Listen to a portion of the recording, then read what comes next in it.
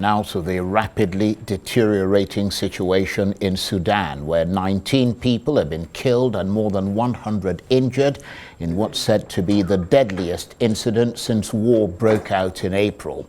The attack took place in the capital Khartoum. Residents say 6 tank shells were fired from one of the few areas controlled by the army, targeting the residential neighborhood of Mayo.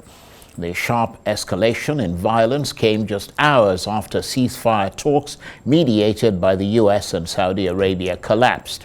Earlier this week, the army and its rivals from the Rapid Support Forces had agreed to extend last week's humanitarian ceasefire deal for another 5 days, but the army suspended discussions after accusing the Rapid Support Forces of infringing an earlier Bichachi truce.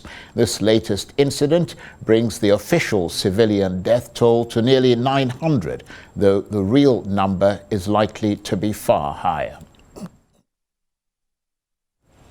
Well, let's speak now to Arise East Africa correspondent Mark Bichachi, who's been monitoring developments.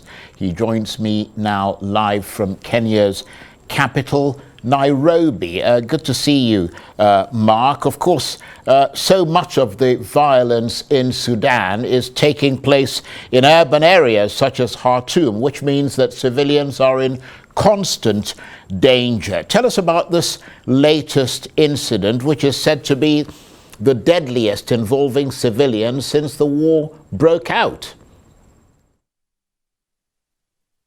Well, yes, indeed. We are talking about 19 civilians, who reportedly have lost their lives in within a part of Khartoum, which is properly populated by people who have been unable to escape the violence in a place called Mayo. Now, this signifies a very significant shift that the army is now willing to target areas. It feels the RSF have been hiding out within the population. This is in a blatant disregard to civilian life and to the dangers that such attacks pose. So this is a significant escalation, not just in terms of the victims, but also in terms of where they were targeted. This is an area where people have been unable to escape the issues of the war. They've been unable to escape in Khartoum, and now they're being attacked within their market where they're getting supplies which they so desperately need. Well, I want to talk a little bit about the escalation that you mentioned there in a moment, but the fact that this took place in a market, Mark, with lots of civilians, suggests that people were out there probably hoping that this current ceasefire would lead to the return of a measure of normality. You're quite correct, and there are two factors here to be considered. That number one, the Sudan is under a 5-day truce, even though the army withdrew from the negotiations in Jeddah. They still had agreed to a 5-day truce. So this is a period where the people of Khartoum expected that there's a truce. But secondly, this is a market. Now, we need to put it in perspective for the people watching, that they need to understand that the people of Sudan have actually been looking for opportunities to go to the market, to look for food, and food has been scarce. People have been facing. So literally for the people of Sudan, it is a question of whether you face imminent danger or you face starvation. And many of those people in the market were looking for a way to provide not only for themselves, but for the families who are back home looking for us for the day.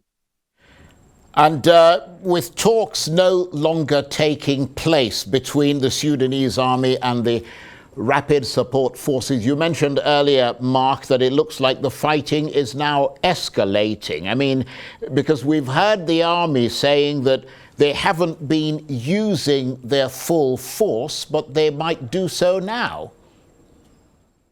Yes, indeed. And we need to also understand that the army has accused the RSF of using civilian locations as a shield, using civilian installations such as hospitals and power plants as a shield to operate from.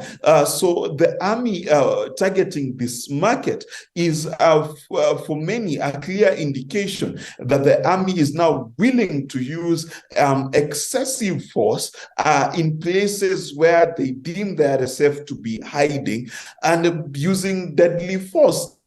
9 civilians dead just shows you how much more of an escalation this particular attack is.